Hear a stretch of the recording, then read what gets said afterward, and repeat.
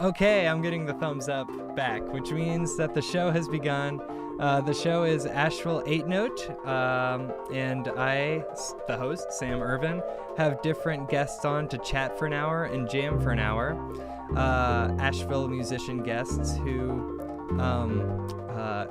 either teach or gig or just do it as a hobby.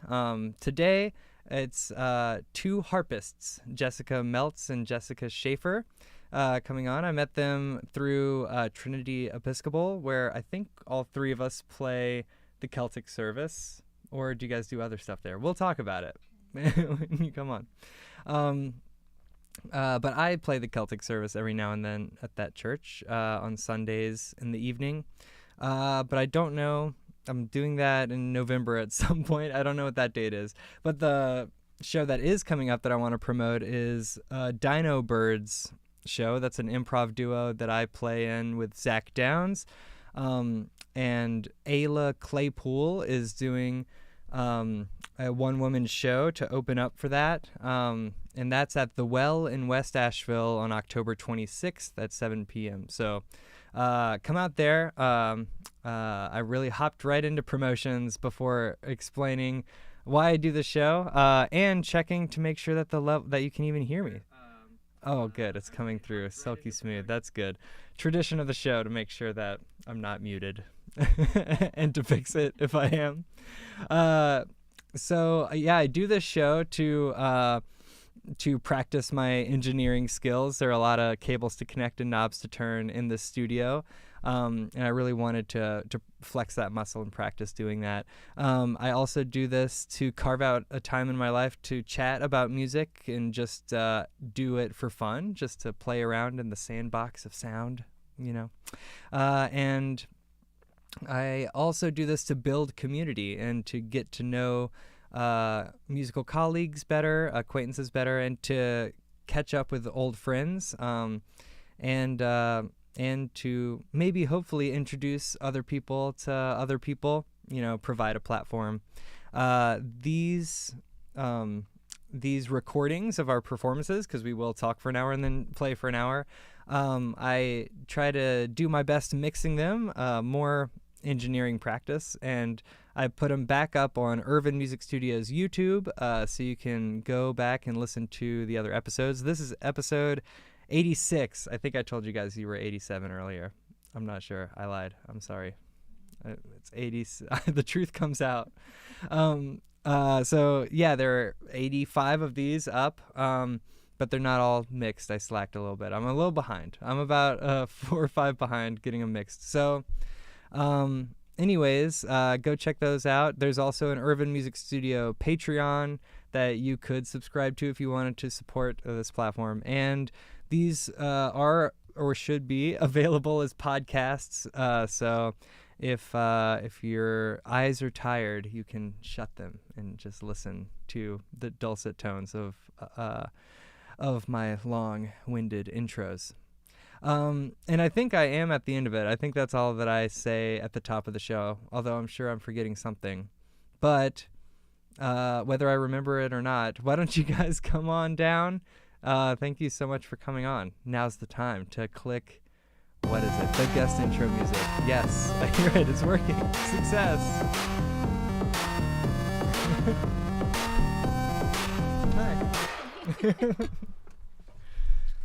Yeah, thanks for coming on. Yeah, thank you for inviting me. Mm-hmm. Hi. Hi. Hello. Hi. Hello, friends. Hello. We find ourselves here. Feel free to I put these plug on? in and listen to our sounds. I find that it helps us stay conscientious of talking into the microphones. That's very helpful yeah, when we're broadcasting a conversation. So yeah, you play harps.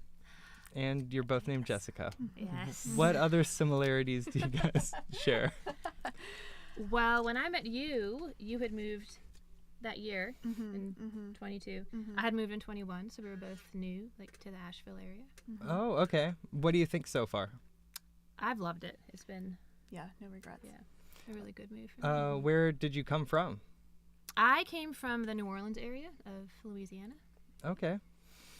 I haven't been there. Oh, you should definitely. As a musician, you should definitely go. Right, I know. I'm missing out. I had my bags packed for a trip in 2020, and then something terrible happened. Something happened. I do remember something happening in 2020. Yeah. Something did happen indeed. Yeah. But let's move on from that. And you are Jessica or Jessie? Either one. I mean, people. Okay.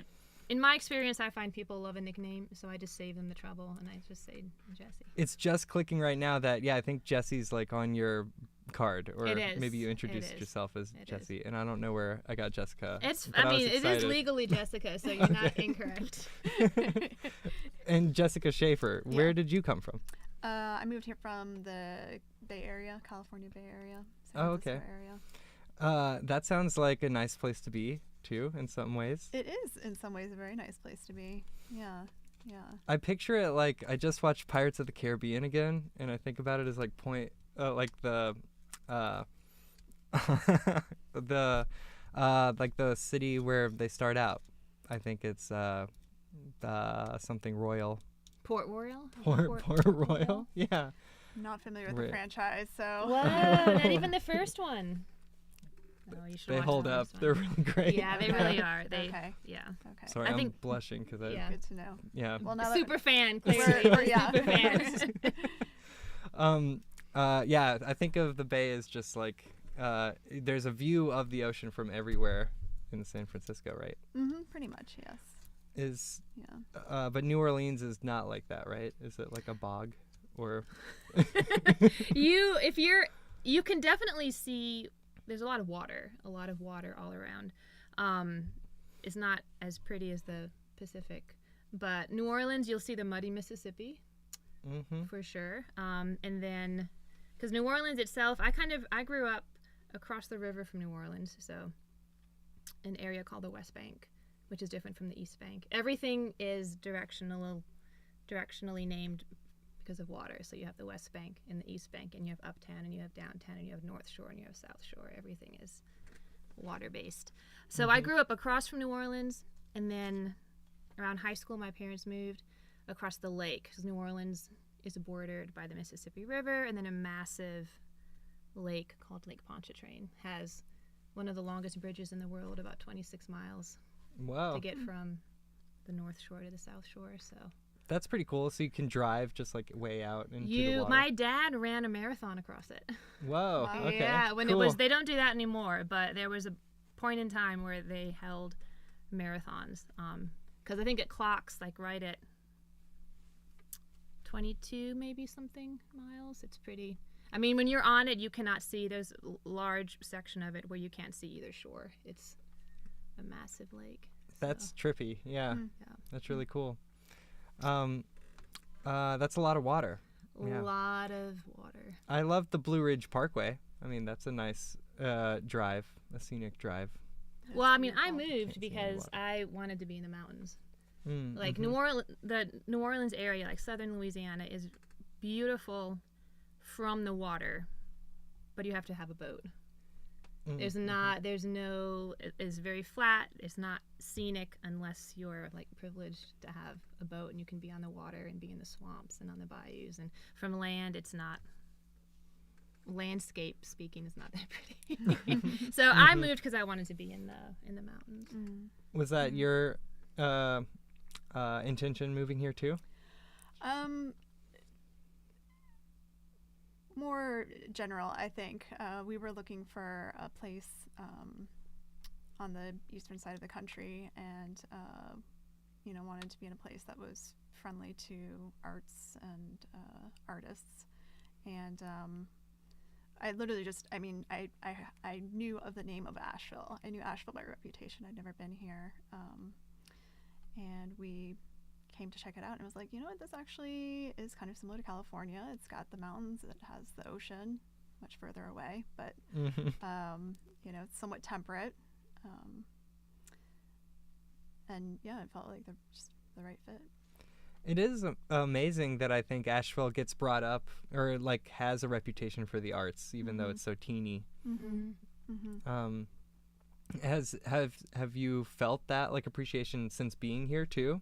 Like as a harpist, do you feel like there's a lot of opportunity to play? Oh yeah, yeah, for sure. I mean, when I moved here, now granted, I'm in a different place, like in my playing experience, so it can be hard to like kind of say what is because of what. But I had more bookings, I think, my first year being here, still in kind of a locked down situation because of COVID, than I had after like 10 years of gigging in Louisiana.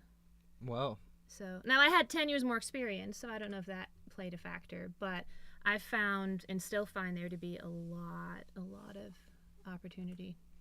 Yeah, I think so. Mm-hmm. Like mostly weddings, or are you guys doing, what sorts of events do you find yourself playing?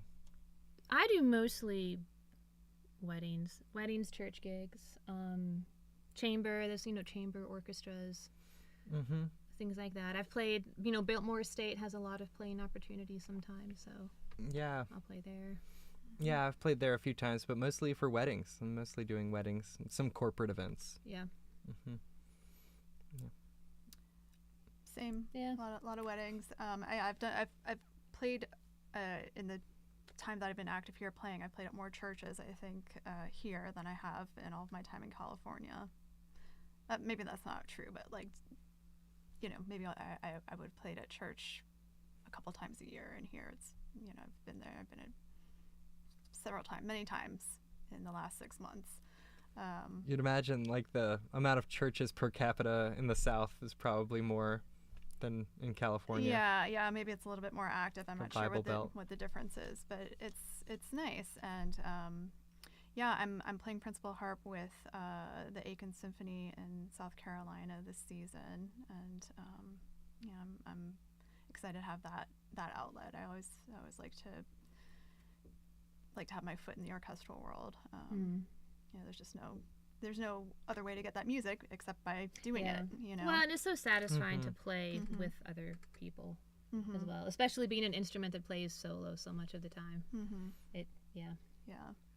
Although even in orchestra, I find orchestra it's a somewhat lonely experience as well, because that's true. You're the only one in your section, and nobody else is remotely like you. And I always kind of look over at the wind section with like a little bit of envy, because they're like chatting each other up, and they're like talking about their reeds and whatever it is they talk about, and they all know each other. And harp's just this little island all by itself. But yeah, I do enjoy orchestral playing. And then just this. Well, you recommended me for this gig that I did on Sunday. I know, and I just saw your Instagram post. I didn't realize there was some solo, like some not solo, premiere. Yeah, it was stuff he'd written. Yeah. So and I was like, I was camping, so I couldn't do it. Right. Yeah. So we ended up. It was for a church service, and he's like, and I'm working on some music for the postlude, and I was like, okay, he's gonna set some hymns, that's nice. But what I got was this this piece. It's very cool, but he is not shy about making use of his compositional education and the discovery of the many possibilities of the instrument. So this piece that I played for the postlude included the gong effect, which is like whacking the harp, whistle effect, which is sliding your hands up the strings, and knocking on the soundboard. But I love all that, because it has, especially, I don't know if we can say it, like we have our little harps here today, but the big one. Oh yeah, guys, I'm gonna change the camera angles, and it's gonna be great. Okay. So people will see those little harps that you brought. Yeah. The little guys. Sorry to disappoint anyone who was expecting a big harp. But the big ones, they have such large sound cavities that you can do a lot of percussive effects, and they're very resonant. But you don't usually get to utilize that feature. Yeah, not very often. It's been a while since somebody asked me to whack the harp, but it was fun to have that opportunity. One foot is on a pedal on a typical harp, right? Like you were explaining this to me before we started about how typically they're all natural notes, and then you adjust to a chromatic tone with the foot pedal. So the way their pedal harps are strung, or tuned. They're usually tuned. I think everyone does this in C flat major. So the pedal has 2 positions. It's a double action pedal. It'll be resting in flat, and then you'll engage it, and it'll go down to natural, and you engage it again, and it'll go to sharp. So you're going down, but the pitch is going up. That's So really it's a little counterintuitive. So they're tuned in C flat major. If you brought everything down a step, it'd be C major, and then down another step, it'd be C sharp major. Okay. If that Gotcha. makes sense. That does make sense. Yeah. So one foot is busy doing that, but do you ever use the other foot to like knock on the Well, you know, you cavity? both. I'm sorry, I'm kind Some of taking this percussive. over. Go for it. You have 7 pedals, and your right foot is responsible for 4, and your left foot for 3. Oh, okay. So they're actually right. both- Because I guess you don't want to lower Yeah. all the strings at once. Yeah. Yeah. Okay, that makes sense. Yeah, you're hoping nobody's asking you to do that. No, because But then. You kind of could, like, if you had a foot, you could, like, maybe. I have seen some jazz harpists do some crazy, like. You can maybe get all they, three- They, get- they do, they put their foot long ways, and they're doing like 3 pedals at once with their feet, But that's and like just- 2 feet at the same time. It's crazy. They're doing it. It's amazing. I'll have to look into that for sure. Yeah, I can send you some. I can send you some videos. I would like that. Yeah. Yeah, I was just trying to get around to what body parts are left over for percussive slapping if you're like plucking at the same time. But I guess you have to slap yeah, it's in, usually your hands. Yeah. yeah, in your between some hands. notes. Yeah, just using your hands. Yeah. Yeah. Although, and I don't know if you're familiar with the piece, The Crown of Ariadne, by Armory Schaeffer. Yeah, that's written for harp and percussion, but the harpist plays all the percussion, and so there's this percussive array set up around the harp, which includes wind chimes that the harpist does play with, the foot. Oh, okay. Yeah. Okay, cool. Yeah.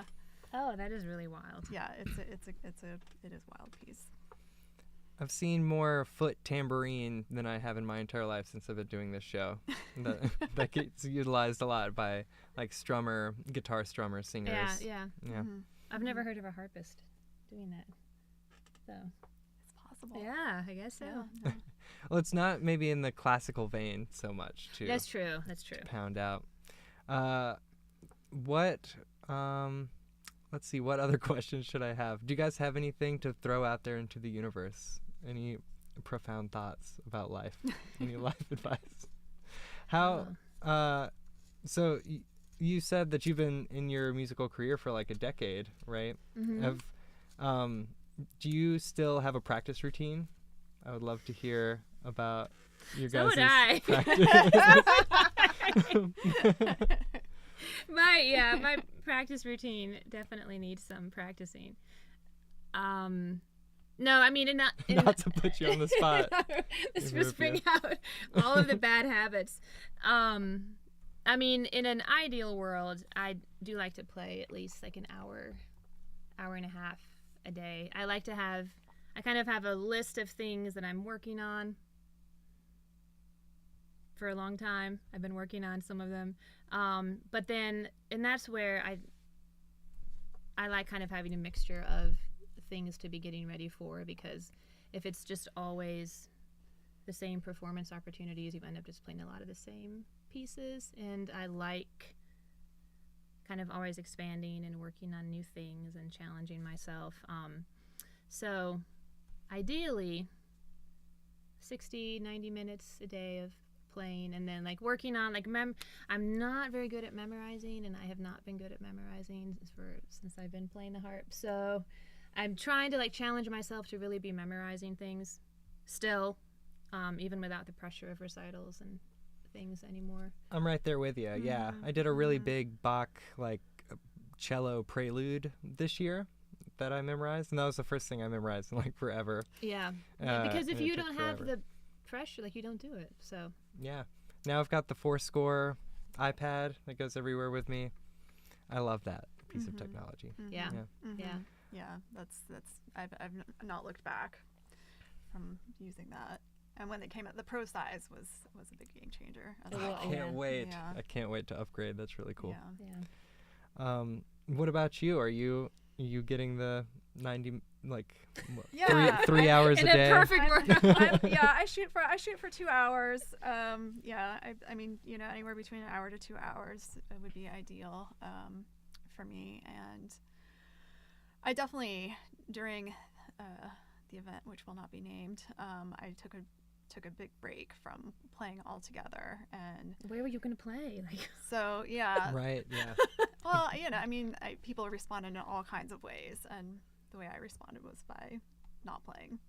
And so it's been a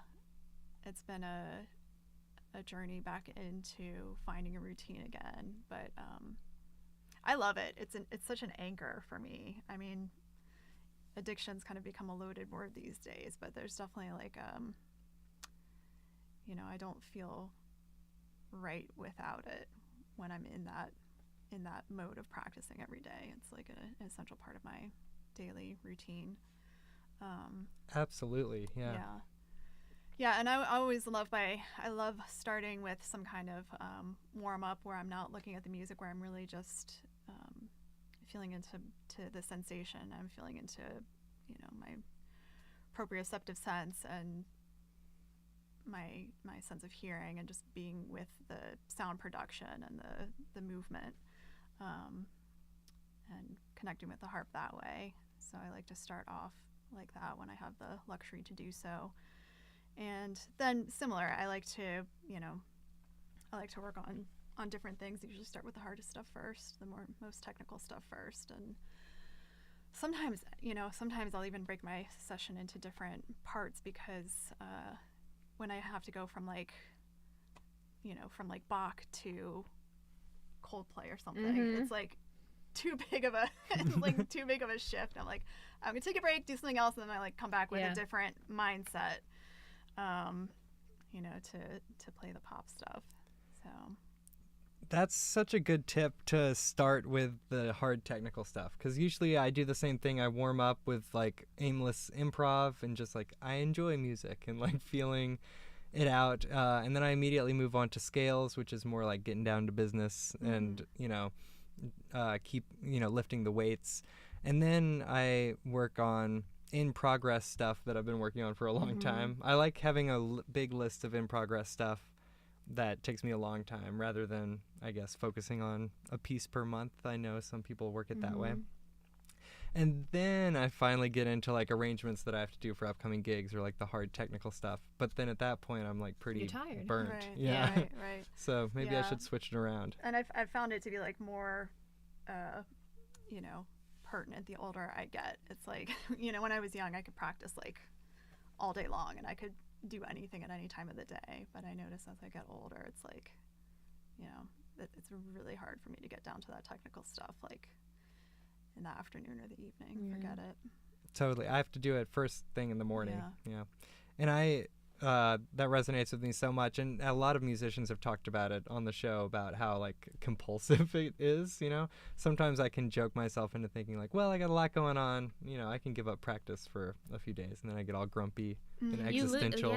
But it just, It feels like an eternity, it's like, even from day to day. I mean, I've developed a system for my, a system, like a journal system for myself for practicing, because like, even from day to day, like I'm like, oh, what did I do yesterday? Like I have to I keep like detailed notes, so I know exactly like what I did and what I want to do when I come back.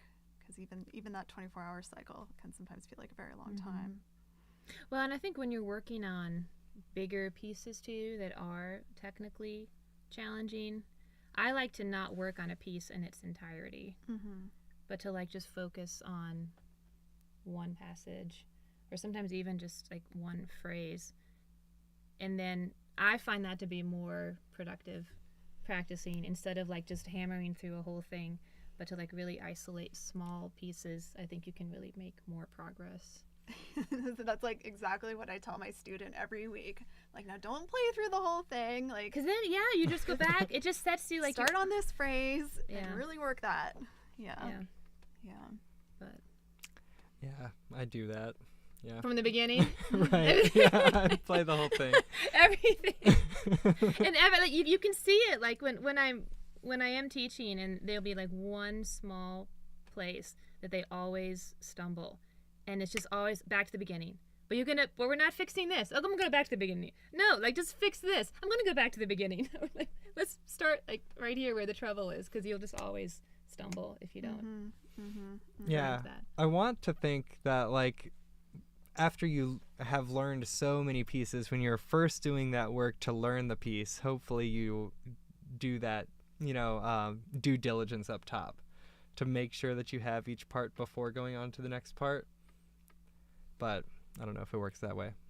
Yeah, it's also not something I'm constantly learning about music. Like I'm very clear. It's very clear to me why I chose music, because I realized I would never come to the end of it. Like it would never be finished. I would never arrive.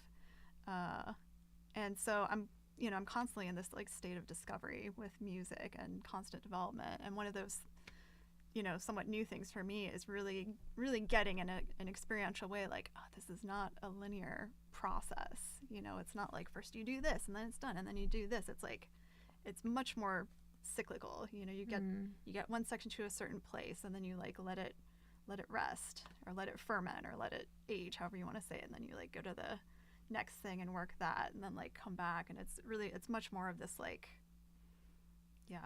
much more of this flow, back and forth, cyclical work, which I feel like we've been given such a gift. It's like we've been given the keys to the secret kingdom in music. We've been given this gift of like the secrets, for me, the secrets of the world and of life, that I don't know that I would have ever accessed through any other channel. And I don't know. Do you feel that way? Is it? I do. I'm glad we're getting to the profound stuff. I knew it was going to happen. Well, because sometimes I still feel like I can't get the door open, so I might have the keys. Oh well, there's definitely those days for sure. My key just broke off in the door this week in my house. Yeah. Oh wait, for real? Yeah, for real. So it's not no, in real life, and metaphorically sometimes. Yeah. Yeah. Oh, I'm sorry. Yeah. It was wild. My brain just broke. I was like, oh, like with the key. I was like, oh, yeah, this could happen.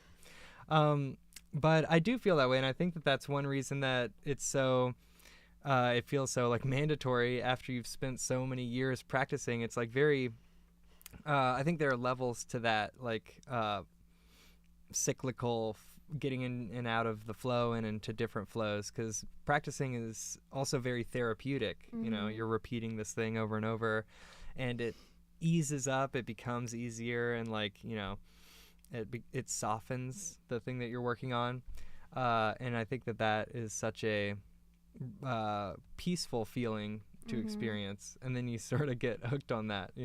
It's not having that therapeutic outlet can be really challenging. But I mean, there are infinite parallels with life too. Yeah, it's definitely a microcosm. There's a lot of like inexplicable stuff about playing music, about just summoning that confidence too. Yeah, there's a whole psychological component, I think, to playing music that you're not necessarily aware of when you begin, because there's a difference between playing music and then actually performing too. And I don't know if I think I talked to you about this once, like when people approach you and they learn that you're a musician, there's this kind of expectation that you can play, of course, and you can perform, which are actually two very different things. You can teach, you can arrange, you can write. There's this whole pyramid of other things that are kind of just assumed of you, right, if you can play an instrument, and play in different genres and different genres, or you even have to be able to play other instruments also, like right, playing and sing and sing. Yeah. You're yeah. So I feel sometimes I let people down when it's like I don't write my own music, or I don't sing while I play, or I don't do any of. But getting back to that, like I do think, because I encounter this like when I teach, like that even in small children, there's that fear of failing, because there's the playing and then there's the performing parts, and everyone is so afraid of like failing because, you know, either they have low confidence or they don't have confidence, but there's a whole psychological part of like having to like build people up to be confident to perform, or even just to be able to be confident when you fail, which I think was taught more. Like, It's you know, another great gift. And just like, you know, don't be afraid of. I wish I had learned that a lot younger, like to just not be afraid of failing, or how to recover well, like when you do fail. Yeah, throw your instrument. Just walk off the stage. Temper tantrum. Walk off the stage. Yeah. But yeah, I definitely think that that's one thing that music has taught me like the most. I explain to my students often that I almost feel as though the talent that I've cultivated or like any progress that I've made could be measured in mistakes. yeah, You know? I tell my students, it's like the mastery is not in playing perfectly, it's in the skill to recover. You know, like that's really where the mastery is, because you know, like perfection is an illusion anyway. Yeah. But it's the ability to recover and have that resilience is what makes the difference. yeah, completely. Because they're going to happen. Mistakes happen. They are, yeah, all the time. yeah, and it's almost always going to be when you don't expect it. Yeah. And I don't know about you. I like so I recently got into the Instagram universe. I'm been very resistant to social media for a while, but I got on the Instagram universe, and it's amazing the things that are on Instagram. Jeez. I mean, Yeah. they're like puppies in swings made out of watermelons, and there are like little ducks riding on little puppies, riding on little. I mean, it's amazing what's on there. And I had to point to this, and I just lost it. See, that's what it does. That's exactly what it does. That's like my experience on Instagram. It's like, what was I doing here? Well, it's so full of ads now. Like, if you scroll every other one. It's I mean, it used to be that it was just your feed was people that you like had chosen to follow, and now it's all of these random. It's like turning into Facebook. It's just all these random ads and, you know, similar You might like accounts this. you might like Suggested this. for you. Yes. There's yeah. Which is not surprising. But my point in bringing this whole thing up is that I watched this video someone made of, like, you know, what it sounds like when I make a mistake, and they were playing, you know, Furley's, and they played it, sounded, you know, great to me, like no issues. What other people hear when I make a mistake, and then he did a version where like what I hear when I make a mistake, and it was like like it was just like it was like catastrophic. And I still, you know, I still struggle with that perception with myself. Yeah, I'm like really working on it, but it's been a long road for me to get to the point where I'm like, this feels like a huge deal, but it actually is not. No. You know, when I trip over myself. But yeah, it's like it's still that really resonated with me, and it's still something I'm you know, actively sort of have to live with and navigate. I mean, is it like that for either of you? I think that there are some mistakes that I feel more shame about because I could have practiced more. So like those that I feel like I've let myself down, or like a duty, you know, I'll beat myself up about more. But I was referring to mistakes even in like learning a song. You'd play it poorly like 100 times, and then you know, you get it a little less poor. But then sometimes I'll have, or like even when I'm playing a whole lot, I'll play, I don't know, like a stream of eighth notes, and they're all like, you can just tell that they're not like a machine doing it, you know. And I've also gotten to the point of feeling that the imperfection is what adds like the human element, you know. It does. Yeah. It does. In recording, it's so much more it sounds so much more organic and colorful to have a human play something not perfect than it is to program in like drums that are perfect. Absolutely. Yeah, I agree 100%. Yeah.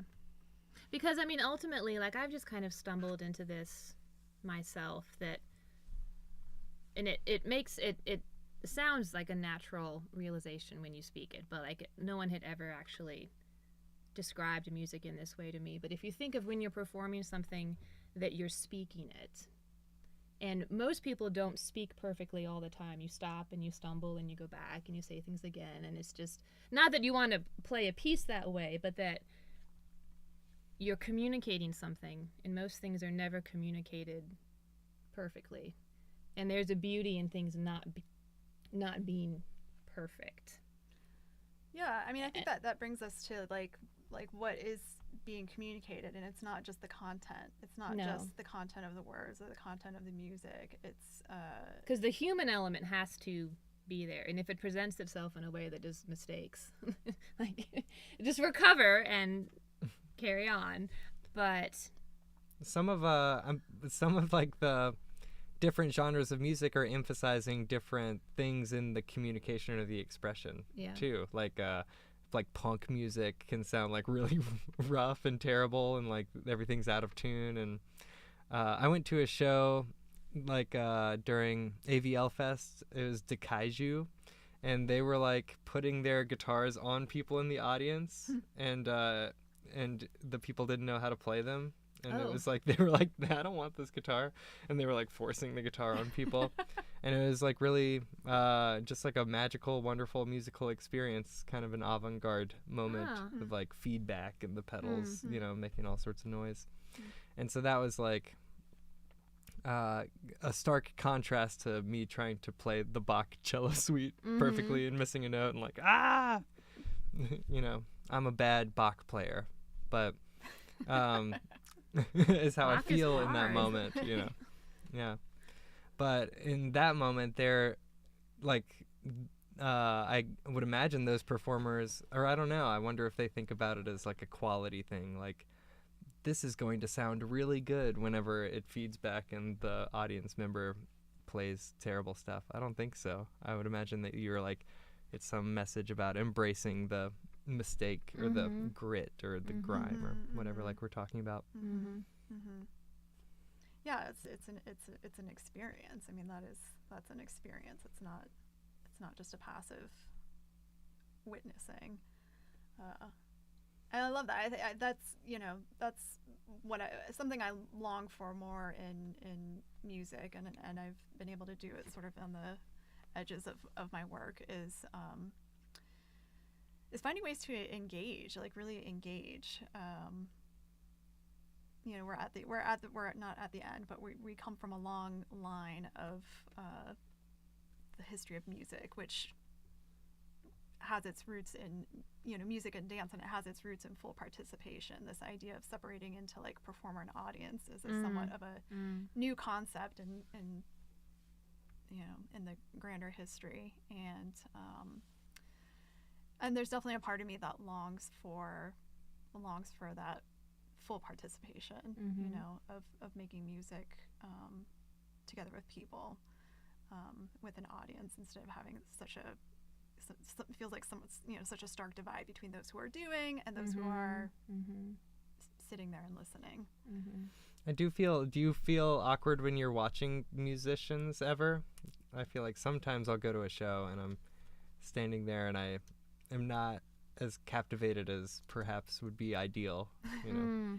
I never know what to do. You know, I am self-conscious. I don't feel awkward necessarily, but I'm a little bit like, what would be best for this? Like, how do I support this person? You know, like, how do I be a good audience person for this person? And sometimes I'm like, I don't know. Do I listen? Do I like smile at them and like try to make eye contact? Like, I don't know.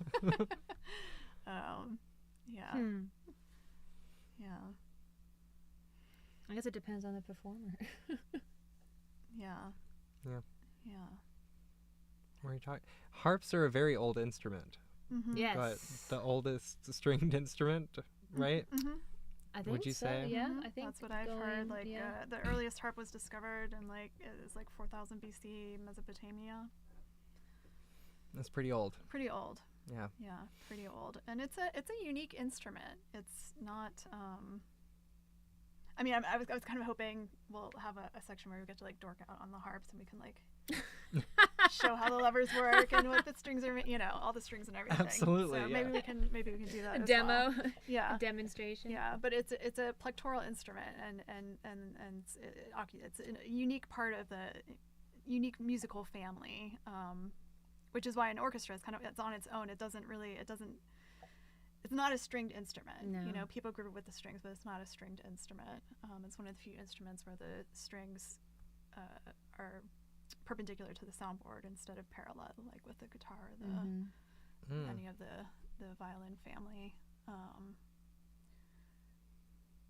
Interesting. Yeah. And it's also one of, at least in my experience, it's an instrument that everybody wants to be able to. They're not comfortable having it just be itself. Like I had someone say to me once, so it's like a combination of a piano and a bass and a guitar, and I thought, or it's just a harp. Right. Which came first. I don't know why it has to, They're looking for a reference point. Right, They're like looking for something to hold on to. It can just be its own thing. Okay, what have people called your harp instead of a harp? A guitar. Uh-huh. A cello. Mm-hmm. A harpsichord. Yep. Oh no. Someone asked me once when I was moving my big one in the cover if I had a body in there. Mm-hmm. Did you? No. Can you imagine? You could have said yes. If the zipper had opened. No, I did not. Okay, good. I should have said yes. We are coming up on Halloween. Do you guys I know, what you're That's gonna true. be? Oh, we could be a gangster harpist, moving our bodies around. I in our know. harp covers. Yeah. Yeah. Good. Just carry your harp case, but with like an arm out of it. Yeah. Yeah. So I've had all of those and bassoon, surprisingly. Oh no, I've not had bassoon. I don't know where that came from, but well, in my experience, most people don't know what a bassoon is. I know. That's why I was surprised. I was like, A, how do you know what a bassoon is? And B, why would you equate that with what you see before you? I have a couple of posters up at my studio and at Asheville Music School where I teach one day a week, and it shows like the classical orchestra, and it has like like 2 cellos and 2 violins to show where the strings go, and like 2 flutes and whatever, and like 2 timpanis, and then like much bigger than everything else 2 huge bassoons, as if there's like a gigantic bassoon section in the classical orchestra. I just noticed it, while like one of my really young students was playing Twinkle Twinkle Little Star for 10 minutes, and I was like, oh, those bassoons are huge. And I just Wow. It's not proportionally correct. Yeah, maybe that's where that person Maybe was so. paying attention to music. Yeah, they had that music class poster in and school. It stuck. Maybe. It stuck. But I think it's like, underlying all of that is a desire to engage, and it's just people often don't know how to engage. Yeah. And so they say things like, don't you wish you played the flute? All the time. All the time. All the time. Yeah, it's standard. And it's always like a bit of a jab. Yeah. Hey, don't you wish you played the flute? Like, yeah. Your instrument's not worth it. I know. Yeah. I'll be playing the flute. Thanks. But where what's the toughest place that you've had to get your harps? Ooh. Like a bus. Oh, so I was playing. No, I've not brought it on a bus. But I was playing a Christmas gig once, and they had me. It was at a church, and they had me away from the stage, on like a standalone platform, and they brought in real camels with the wise men, and this one camel went haywire. And just about knocked over like the whole platform, like with oh my God, my harp on it. How did you have to do anything to save the harp? No, but it was a little dicey. Ready. Is it possible to like? Camel. Could you hold like a gigantic harp like up? or are they too big? I don't know that much about harps and how No, not. heavy they are I mean, I could have fallen. to protect it from I a did camel. fall with my harp once, like trying to. This was just a couple months ago. Oh, trying to get no. it up to a pavilion to play for a wedding, and they had this stone staircase, but the stones were not even and they were rounded, so I didn't have like a level thing to pull. And I tried, and then the only time it actually fell, but I like managed to like have it fall Ooh. on me. Yeah. Like dove in front of it. Yeah. And then, Yeah, and then absolutely, there was a wedding absolutely. coordinator there. I was like pinned on the ground. I was like, "Oh, can you help me?" I didn't make it to the pavilion, so we just played on the grass. Oh, okay. You gave. Well, sometimes you got to know when to call it quits. You do, yeah, you do. Wedding coordinators really come in. They really save the day a lot. Well, yeah, because if she had not been there, she was laying things out on the chairs. I'm not sure how I would have gotten up. Wow. Now I wish we had a big one here so you could like have the scale of it, but I don't know, would it even probably would bump up against the ceiling. true, maybe. Yeah, I was telling Jesse I just got a new PA, like a tower speaker, and it's too tall to fit in this room. Is it the which Bose is- Tower? Yeah, I'm those really are excited great. about Yeah, it. Yeah. But I'll keep it not set up down here. Yeah. Unfortunately. Yeah. Yeah. It's funny. This room is like reminds me so much of the room where I first had my first music lessons. It was in my teacher's basement, and it was kind of like old. It had the low ceiling. It had the pole in the middle. It's funny. It feels very comfortable here. Oh, good. I'm really glad to hear that. Very homey. Yeah. Yeah. Yeah. That's nice. Clearly, they were good memories. Those first lessons. Yeah. Yeah. Yeah. Lots came after that, but the first ones were good. It was a great introduction to music. I'm really thankful for that. How old did you start? Well, I started when I was 4, and yeah, but the first like 2 years were Orff and Dalcroze classes, so it wasn't on like a piano or anything. It was more experiential, movement based, and of course, are you familiar with Orff education? No. So this was not harp lessons. No, not harp lessons. Yeah. No. So yeah, Orff, the Orff method, which was developed by Karl Orff, who is probably best known for composing Carmina Burana. Yeah. He also. Which does not make a good alarm choice, like a morning alarm. Okay. I've tried that. All right. Yeah. Noted. Yeah, it is good for bad lip syncing videos though. Another thing you should check out. You can put that on Instagram. I'll put that on if you want Instagram. to. Yeah. But anyway, in that method of music education, percussion is very important, and so there's lots of drums and xylophones of various sizes involved. It is very, very rhythmic based.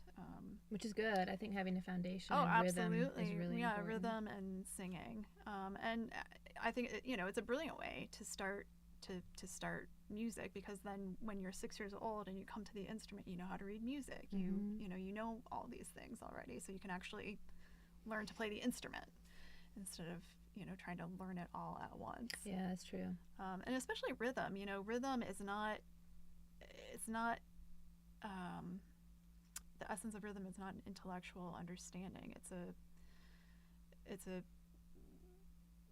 bodily feeling. It's a sensation. It's an embodied sense Of motion. You can describe it Yeah. intellectually, and you can perceive it intellectually, but really having it and being able to execute it, I think, is you can't just get there through intellectual means. Yeah. So. You're thinking maybe I should have my students like dance around when I'm trying to get them to understand a dotted quarter note. Oh yeah. Yeah. But yeah, because I mean, because it really is two different, like when you're learning rhythm as you're learning to play music, it really is almost it's really two different skills. Because if you were to have a form of education where rhythm was just clapping or jumping or expressing motion in some kind of way that didn't actually involve having to play notes in a sequential manner, I think it would be easier to understand. Absolutely, yeah. I mean, you use those gross motor movements, and you're literally creating those neural pathways within your body for that understanding. Because music, it's a very physical. It's a very physical activity, making music, and it's very much based on physics. It's based on the physics of time, space, and energy, and how they relate to each other. And so, if you educate the body in those experiences of time, space, and energy, and how they relate to each other, you have that wealth of knowledge that you can then bring to expression. I mean, it's kind of, it's like the way we speak. We don't learn to read or write until years after we've just been listening and speaking. And so it's like, yeah, it seems kind of silly. Like, why do we do music so differently? Yeah, That's true. Yeah. That is a lot to think about. Yeah. And we Especially as educators, you think, oh, I've been doing it wrong so many years. Well, I mean, I wish there was more opportunity to, students come and go and you're getting them at different levels. Yeah. And I wish that there was more opportunity for it to be standardized. But I suppose that happens in the school system to a certain extent. Band teachers get to, have those students. Well, I guess some students have private lessons and some don't. And Yeah. Yeah. There's such a wide spectrum. So people take music lessons for all sorts of different reasons too. Sometimes I'm just a buddy, that's I true. try to still, and also let's play, some notes, but some people just really need to talk it out, or they need that music therapy, Some people get Absolutely. really into, like, I'm just going to watch them play scales for 30 minutes, and that's what they need, and that's what they like to do. I love students who love scales, actually, though. Why Yeah. is that? Why is that? Why do I love students who love scales? Yeah. I think I love scales. I love breaking stuff down and in music theory and thinking about how all the modes fit together, and that systematic just repetition of different colors. Just thinking through the checklist, and I can, I'd rather listen to a zillion scales played at a medium pace and pretty good, rather than watch somebody figure something out very slowly. I don't know, for some reason that doesn't test my patience as much. But I mean, it is my entire job to help people learn to play stuff better. Right.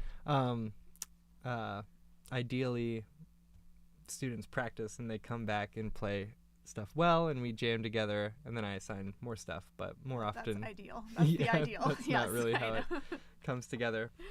But I think it's a good sign too when a student loves scales. They are loving the substance of music, the material, right? The clay Right. to sculpt into stuff. Right. Exactly. But when there's this aversion, and especially with guitar students, do not want to learn. Guitar students will quit if I make them read sheet music. Interesting. It's just not, and often it's not needed for rock music. Strong aversion to it. So, I just got caught up in how disappointing that is. Oh no. But sheet music is so important. Push so- that back down. Yeah, push bottle it back up for the down. last. Don't- We are almost at the hour. Do you guys have any last thoughts, or what were you about to say? A moment Oh, ago? I was just curious because I was just reading about tonality recently as from an esoteric point of view, and I was just curious. Do you have any favorite keys? Ooh. I think there are keys that fit onto the guitar in a way that's more fun to play than others, right?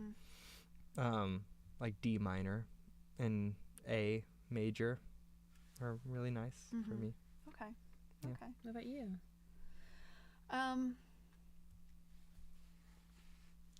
I like the flat keys. I was gonna say, Yeah, in general. yeah, on the pedal harp. Mm-hmm. Yeah, I would say probably something like D flat major. I like D flat major a G- lot. yeah. Yeah. because you're starting in the flats. You're starting, yeah. So the strings aren't they aren't fully engaged from the beginning. They're longer, and so it tends to be the flat keys tend to be more resonant and have a darker sound, whereas the sharp keys are much brighter. There's more tension on the string. The string is shorter. Yeah, that makes sense. So can you tell, like, I'm curious now. Like, can you tell the difference in the quality of different keys on the guitar, or is it because it's equal tempered tuning? It doesn't really. Well, I think the same thing goes for the guitar, right? That like you're going to experience more of the open strings, which are like the longest that length of string can get and the most resonant. So the sharp keys actually are going to sound better on a guitar, and flat keys often you don't play those open strings as much. But I haven't gone so far as to like think of keys, like standard speakers or like even really fancy speakers only go down to like 40 hertz or 35 hertz. And so electronic music, like drum and bass music, is producers can be really conscientious about what the lowest bass note will go to. So those songs are often in like F and F sharp and G and E, because that can like punch like the lowest of the subwoofer. So I think that's really interesting to think about it just in terms of like the full spectrum of human hearing. What will give you that nicest like stretch of the harmonic series. But what was the other one? Oh, equal temperament, right? And then I mean guitars are out of tune anyways, right? Well, like, then you're in good company. Yeah, any stringed instrument, or I guess violin, like string quartets can be in tune because they can tune to the chords in real time. Yeah. I was thinking that you would be in tune, but I guess if you're playing a chord, that chord's always going to be, because you can't tune your strings in the moment. Right. Yeah. Right. Yeah. The famous saying is that a harpist spends half her life tuning and the other half playing out of tune. That's really good. I haven't heard that. Do you have anything to plug? Do you have like a website, or you said you've got an Instagram. What's your Instagram handle? It's Jessica Schaeffer Harp. Okay. Yeah. I'm Jessie and the harp. Okay, cool. Irvin Music Studio. Everyone go follow us. Yeah. Smash that follow button. Right. Any last threads, dangling thoughts? Could I plug something? Please. Nope. Okay. Oh, no. It's over. Yeah. No, I just want to say, next Friday, there is a choir festival concert on Church Street, downtown Asheville, and it's the choirs from the different churches on Church Street get together at the Methodist Church and present their music, and I'm going to be playing with the Trinity Choir. And we're doing a foray piece for harp, organ, and choir, and it's beautiful. And it's free and open to the public. And I want to mention that because so much of what I do is not free and open to the public. So this one is. Yeah. Nice. That sounds really cool. And I didn't ask what other stuff you do with Trinity. Do you guys have you done? So I haven't actually played for the Celtic service, but I played for the regular service. And I played for, I think it was a Celtic service. I ran into you Yeah, I think it was the Celtic one. Okay, cool. I think. I don't remember now. But nice. Yeah, my event on October 26th is also a rare public event. Yeah, and it's really nice to have something to invite people to that they can come and check out. This is the improv duo? Yes, yeah. Dino Birds. Dino Birds. There are a few episodes of this show featuring our duo, Getting Out of Hand. But we also have a band camp with like our 4 EPs that I've edited together, and it's groovy stuff. It should be a fun night, and I get to test my new Bose tower. Yeah, Nice. it's gonna sound great. Very nice. Hmm. Well, thank you so much for coming on. Yeah, So thank you. we're gonna take a inviting quick me. break. Hmm? Oh, Okay. Quick break. Sorry, I'm getting into the transition now, shifting gears, because we're gonna take a quick break and come back and play some music that we've rehearsed really hard. yeah. We've we been very worked serious. extensively. It's on every what we're note gonna is play. gonna be perfect. Yeah, after all that conversation, Yeah. we're like, There'll be no mistakes. no mistakes. No mistakes. You heard it here. Okay. So we'll be right back.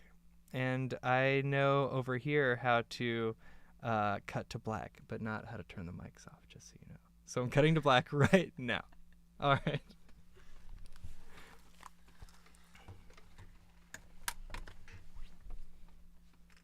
That's fine. Should we take these with us? No, you can leave them Okay. here. And I think we'll just play acoustic. Yeah.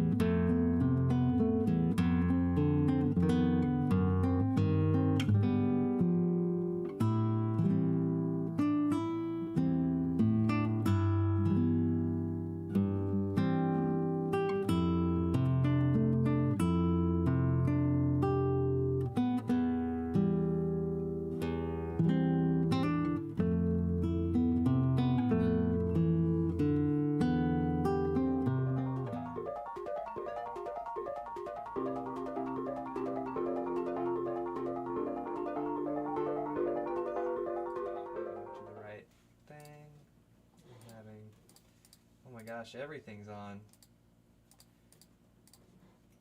Ah, I want that on.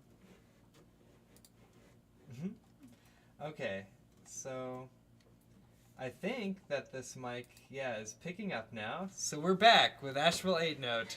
With Jesse Meltz, Jessica Schaeffer. I'm Sam Irvin. And we're going to play some music, some punk music. No, we're going to play some, you brought a lot of Celtic music, right? We did. Mm-hmm. Yeah. And I may or may not noodle around with you. No, I will noodle. But why don't you two start with one first, and I won't get in the way. Do you want to do the habanera? Yeah, Or- I like it. I mean, it's a nice warm-up piece for me. So this is not a Celtic piece, but it's arranged. Well, I mean, it's a habanera. It's but the arranger. I don't think he wrote it. I think he just arranged I it. think he did write it, actually. Oh, did he? Is Yeah. he Colombian? He's Isn't Venezuelan. Is it Venezuela? Alfredo Rolando Ortiz. He's come to New Orleans. I've seen him. Yeah. He's come a lot. Anyways, this is habanera grease. I didn't realize that there were other habaneras besides like the Carmen one. Oh, Well, I think it's a dance genre. form. Yeah, Oh, yeah, it is a dance form. Very It's cool. very similar to the tango.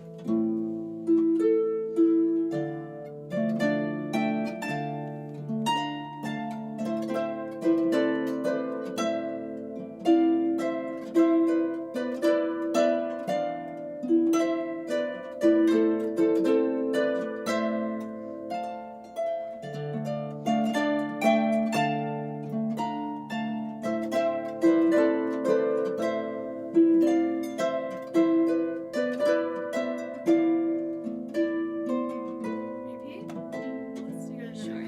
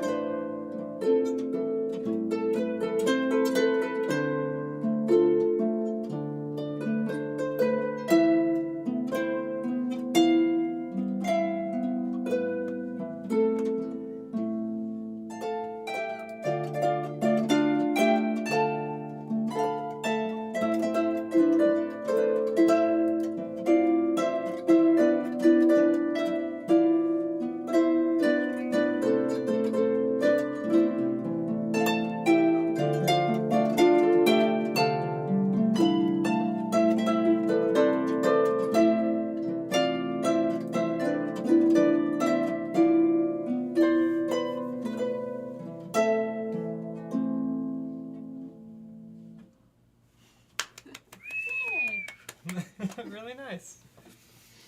I tried to smile at you a lot, like you were talking about. To show support. I was feeling it. I didn't The see how energy I was I there. feeling it. Yeah, the energy was good. So noted. Maybe that'll be my strategy. It's interesting that there are chord symbols, but just at the very end of this song. Yeah, somebody. A big finale. I'm noticing that somebody like arranged this, and sometimes like the chords are not actually not always Where they should be. accurate. Yeah. Yeah. You want to try the Ash Grove? Sure. Do you want to try the separate parts, or just kind of, again, safety in numbers? No, well, so it has 3 parts. Did you want to play along? Sure, I can do my best. Which part should I try? You want to try I'm not the best on third- bass clef. The third part is pretty basic. Yeah. Okay. 2, 3. Looks like a bunch of octaves. I can do that. Yeah. maybe, fill out the chords if you feel it or sense. Can do that too. Yeah. All right, let's try it. Sorry, the speaker's like right behind you. I won't blast you. Do you want one or two? It doesn't matter to me. Do you have a preference? Nope. All right. I'll do one. Okay. Now two. Okay. Not too fast. No. We start.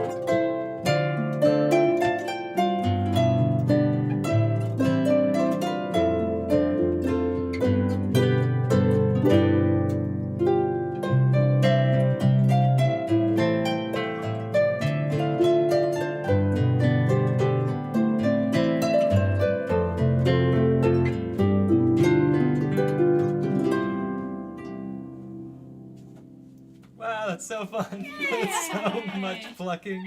I love it. Was it too much? No, Never I too thought it was much. great. This, I'm pretty sure, Ash Grove is a Shaker hymn, isn't it? I don't know.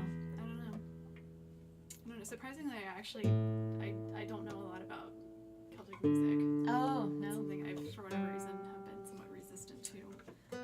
Oh, so this is like, I started playing the harp because I loved Celtic music. Classical is just like the path I took because I felt like I had to do something in college. That's like where the education is. Yeah.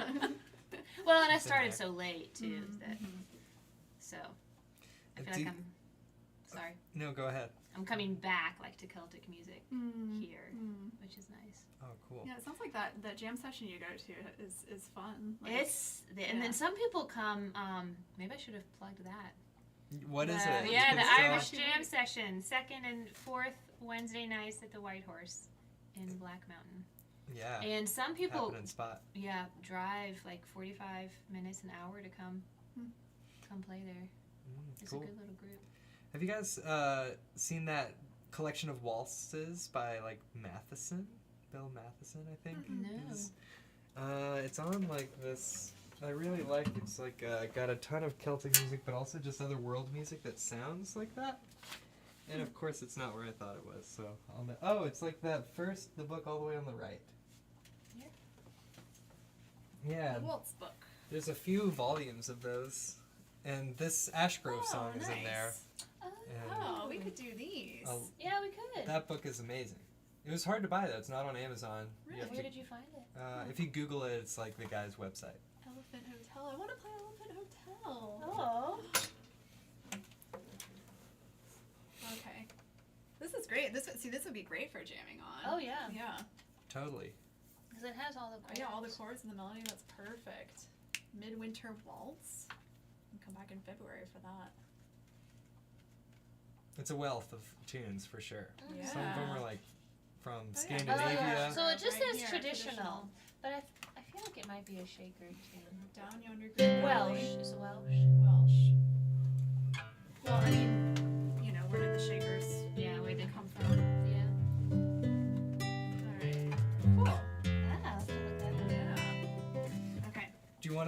round robin it and maybe play solo, like a bigger, put you on the spot, or we can keep jamming out. It's up to you.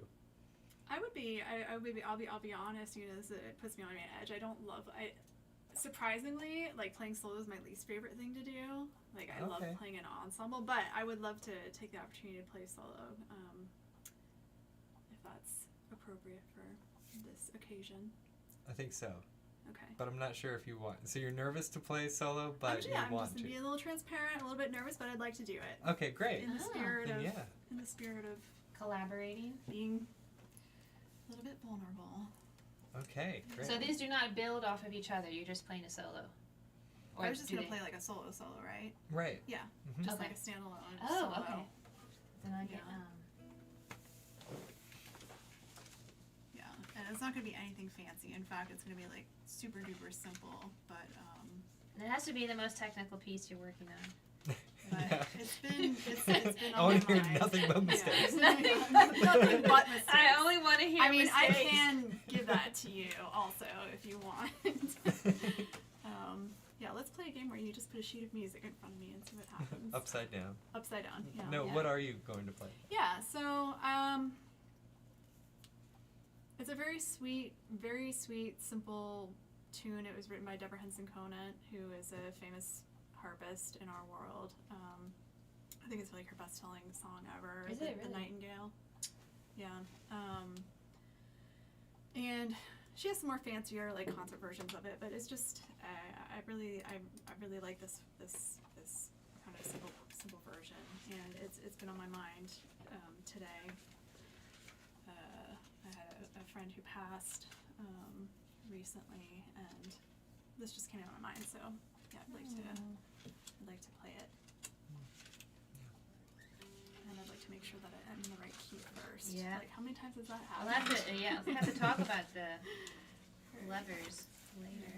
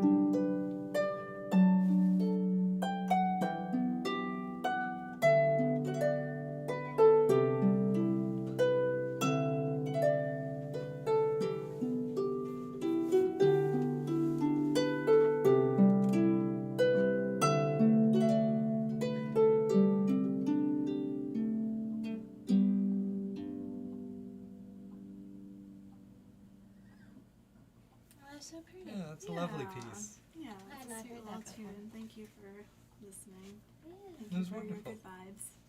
Mm-hmm. Yeah. So, in the spirit of Shaker hymns, this one is a Shaker hymn. It's called Simple Gifts. If you guys ever heard the words. 'Tis a gift to be simple. 'Tis a gift. Are you going to Oh. sing for us? Yes. No, what I was going to say, sometimes it's nice to, like, when you only know the melody of something, like, to actually know the text. So, yes, I'm just going to say them. Just so that Yeah. people- Sure. Yeah. 'Tis a gift to be simple, 'tis a gift to be free. 'Tis a gift to come down where we ought to be. And when we find ourselves in the place just right, 'twill be in the valley of love and delight. When true simplicity is gained, to bow and to bend, we won't be ashamed. To turn, turn will be our delight, till by turning, turning, we come round right. Is that how it goes all the way? Mm-hmm. Is it? Okay. And then there's a refrain. The refrain, because this is also used as a hymn tune, the Lord of the Dance. Oh, is it? And then there's a refrain that's like, dance, dance, wherever you may be. Oh, yes. But I guess that is the refrain. Okay. Yeah. Anyway, Anyways, yes. I just thought I would say the words that's for great. people that only know the song. So. No, that's wonderful. I'm going to be thinking about that all week. Yeah.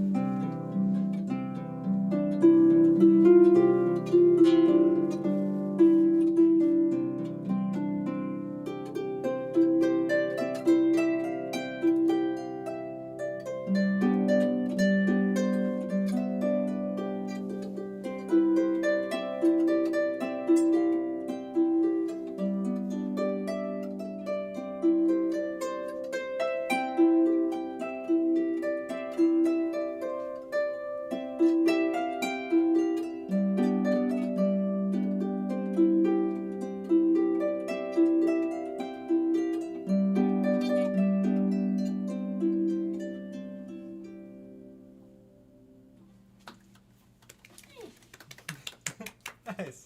It's such a sweet tune. It is, yeah, it is really sweet. That's great. So are you part of this solo round? We just bounce back and forth. Okay, harps. I'll do one, but I haven't thought about which one. Here, very short one. I do have something in mind, I think. I'll just play. I love this guitarist, Roland Diaz, and I've learned a lot of his weird stuff. And I'm going to play one of his weird things. Short and weird. Short and weird, yeah. What if that was Sounds a like song a dating title? headline.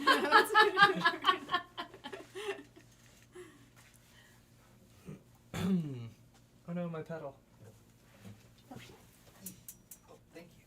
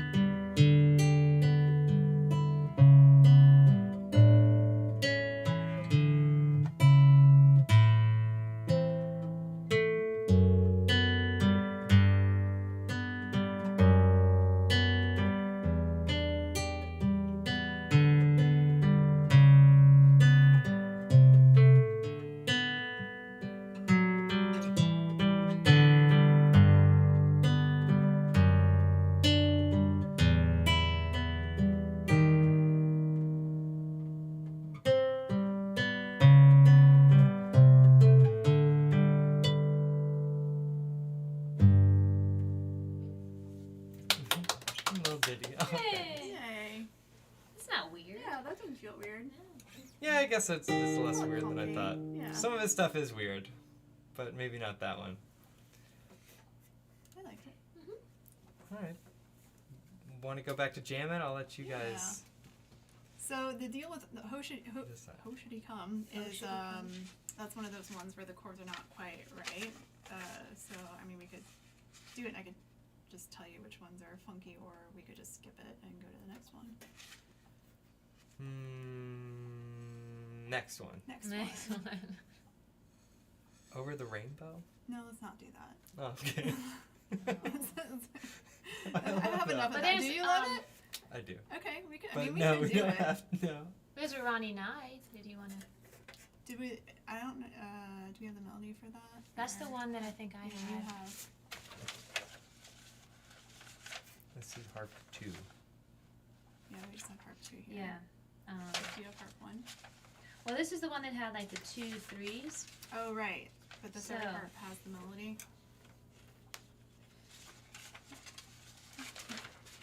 I'm pretty. Although this is Alden River, but I think. Oh, maybe that's why. Well, this is Alden River.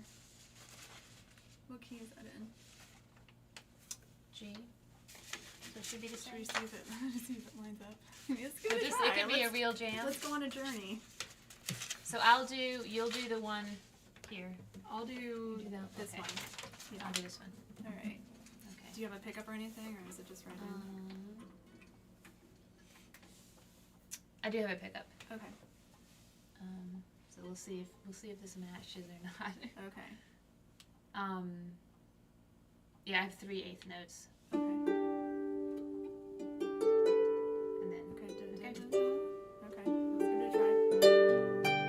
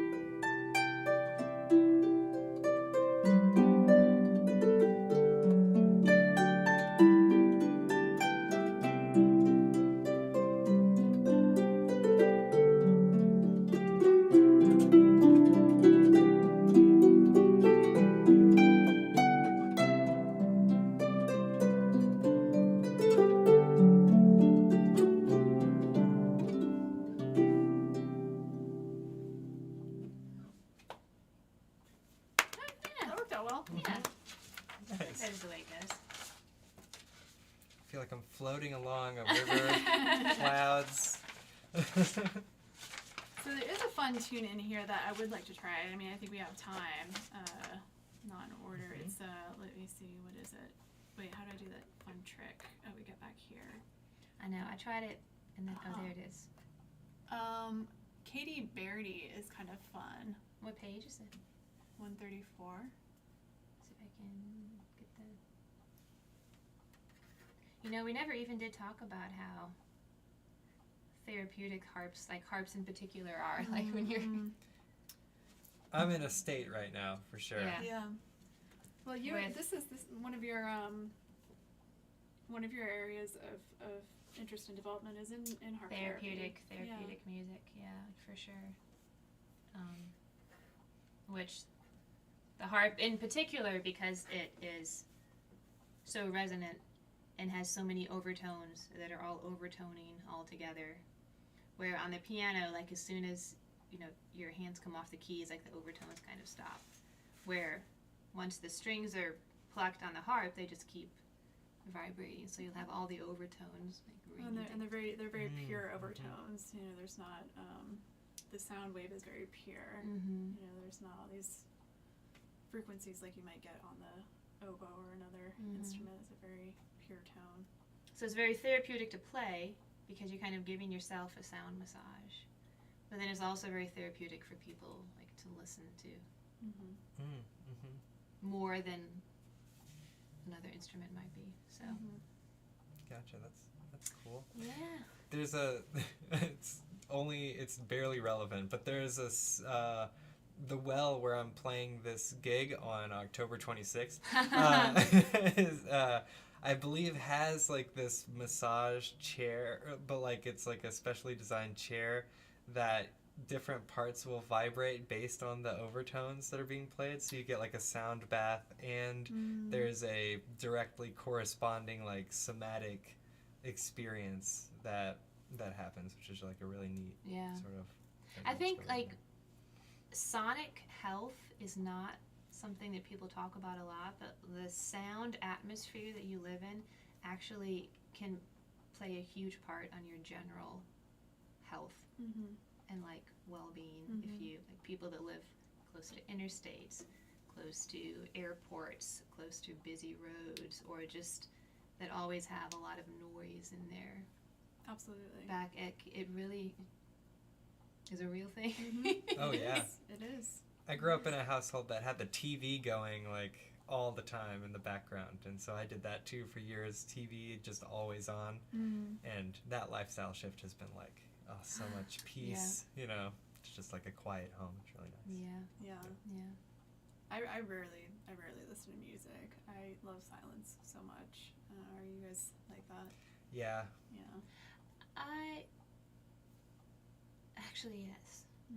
Yeah, like in the car, like I almost never listen. I don't listen to the radio. I rarely listen to music. If I do listen, because a lot of people will think, I think if you play an instrument, you must love listening to that instrument all the time. And I actually, I do not like listening to harp music most of the time. Yeah. I like piano. Preferably like just Chopin nocturnes. Nothing with text, nothing with words, nothing, just... It sounds pleasant. Yeah. Same, Yeah, if I listen to too much classical guitar, I get jealous. Well, because you're constantly comparing, like, what could I play this that well? No, probably not. This person is so much better than. Yeah, Instagram's better. It's very. For that too. It's not a relaxing thing. It's very. No, it's not. Judgmental when I listen to it. At least analytic. Or at least analytic. Yeah, I like to listen to like hype music though, like when I'm like swimming or something. Yeah. I mean, there's definitely a time when you want like some good Coldplay or like One Direction, but not for like just. Yeah, no, I have like jazz. I like to get into the jazz zone. Like jazz is a big thing of mine, and like there's definitely a place in my life for electronica, but yeah. Are we gonna play some jazz? Not on these harps. Yeah, sorry. We didn't even talk about the chromatic limitations of a lever. Oh, did you? Yeah, we need to do this demonstration. You need to do a demonstration. Yeah, I mean we could do some spooky Halloween stuff on here. With your LED lights. Well, with the LED lights, and then like let's play out. This is like a Insta trick for your like students, whatever piece of music they're playing, like.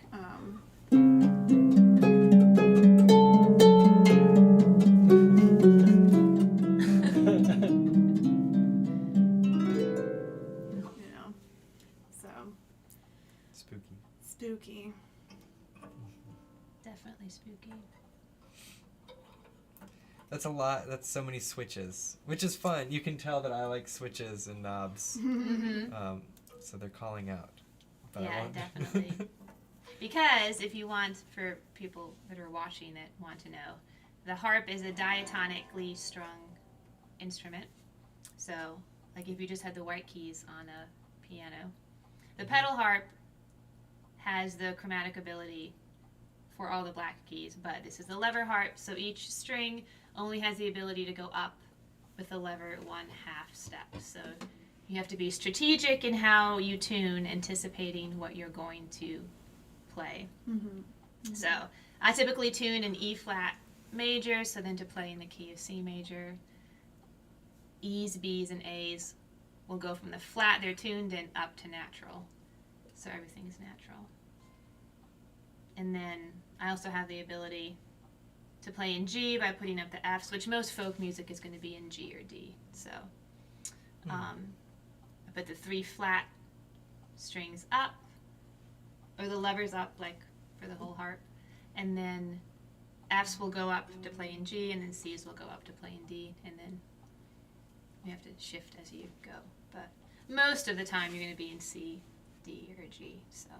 I mean, I will say that there definitely, you know, there's a possibility to play quite advanced music on this harp. It just requires a lot of preparation. Yeah, I mean, it's a skill unto itself. It's like not something that you do casually. It's kind of like it's a whole other skill set. Well, and I've played like pedal harp for so long that coming back to lever and wanting to do anything that's beyond one key, like having to really get good at flipping levers again, is not something I've worked up to. Yeah. Like I had before. Yeah.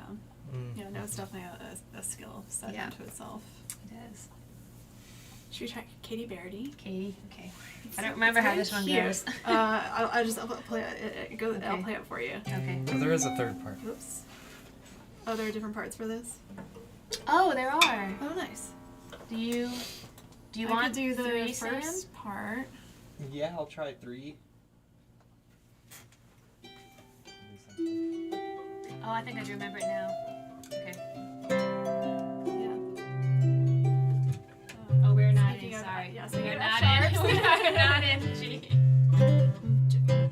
Yeah. Little boom chick there. Okay. Okay.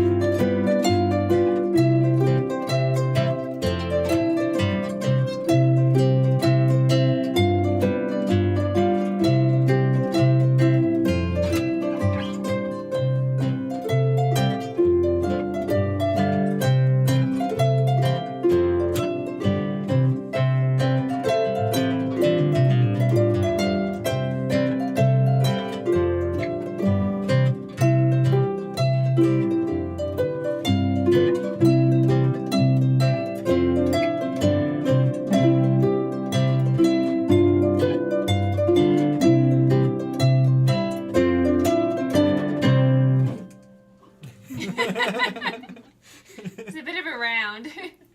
It's so joyous, though. Round and It's round so and round and cute. round. I wonder who Katie Beardy was. Yeah.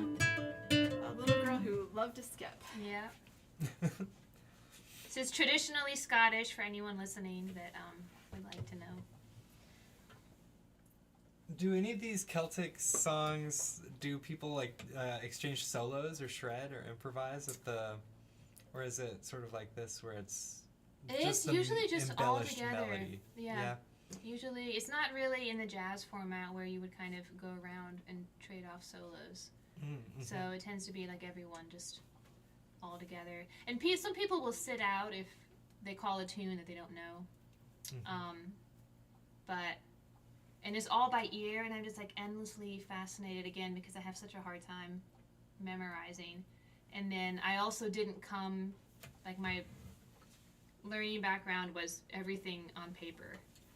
So oral skills are not something I'm very good at either. And they just, I think in that genre of music, you just learn by ear. And then you can remember, I don't know how much of it is they can remember everything or they can just distinguish the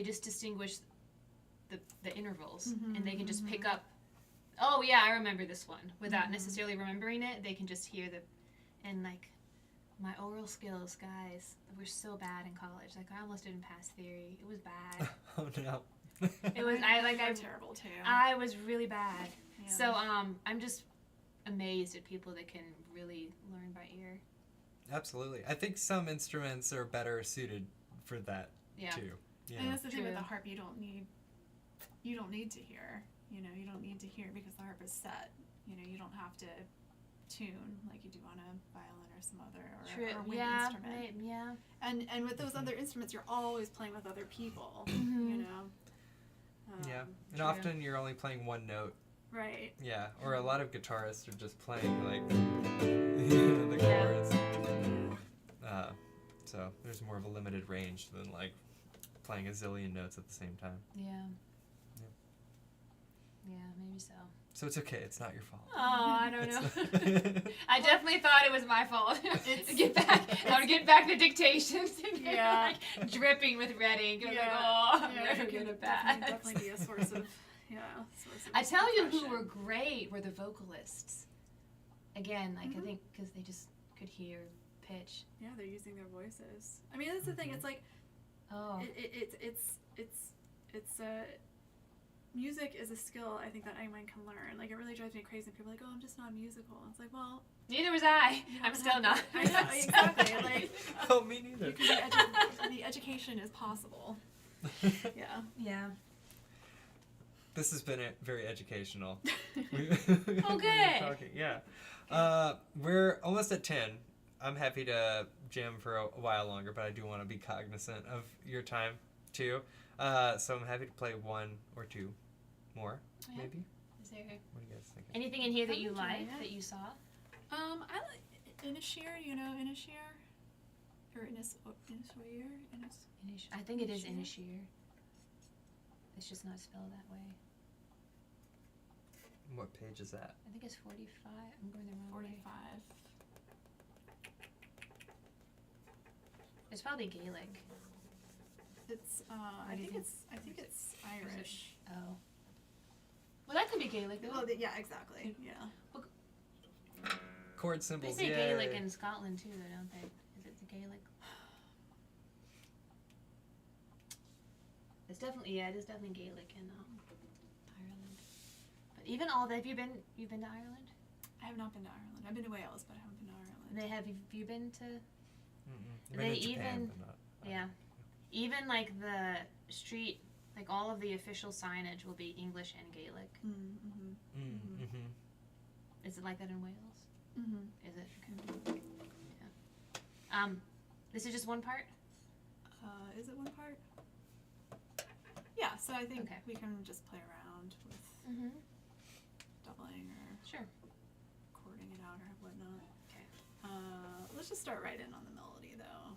Oh, right on 5? Yeah. Okay. Or like the pickup to 5. I'll let you do the pickup. I'll do now. the pickup. Okay.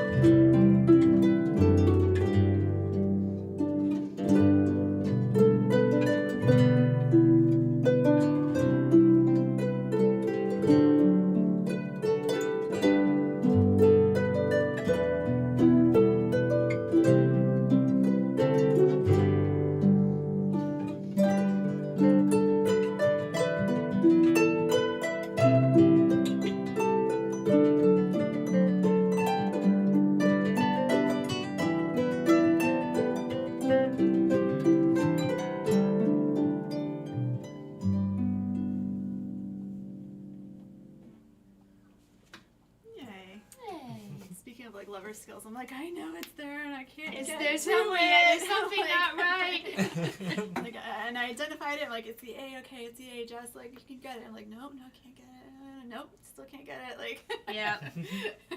When you're with So your far feet, you get so away. yeah. Yeah. You get so used to having your feet do everything. Yeah. But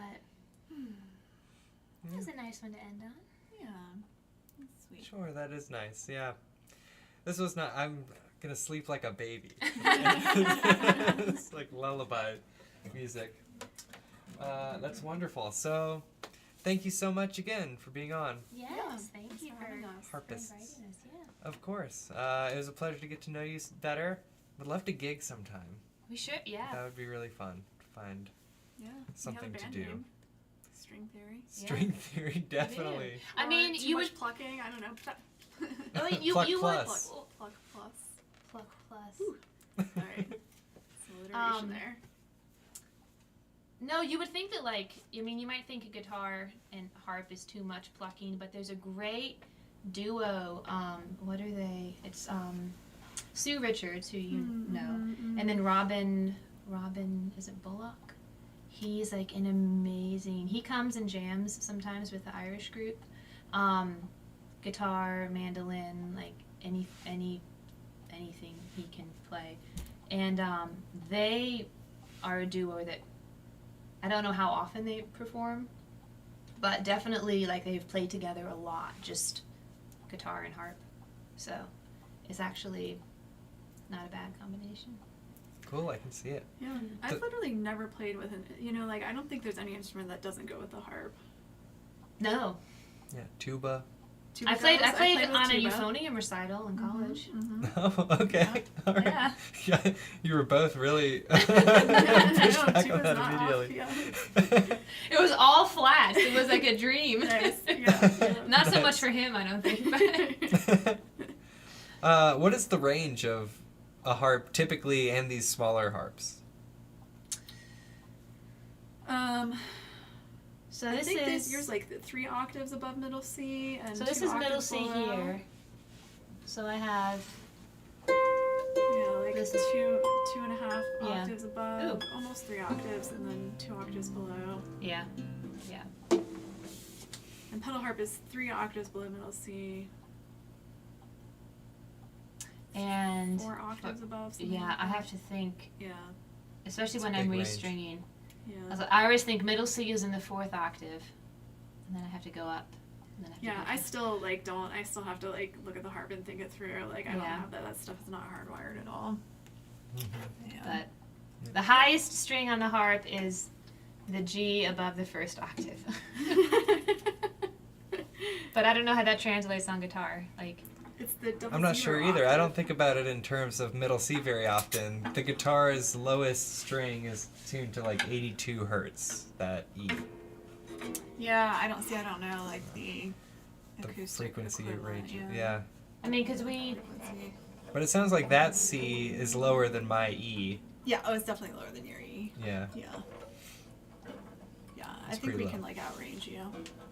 Okay. Both directions. Well, on that embarrassment, on that small flex. All right. Say goodbye now. Bye, everybody.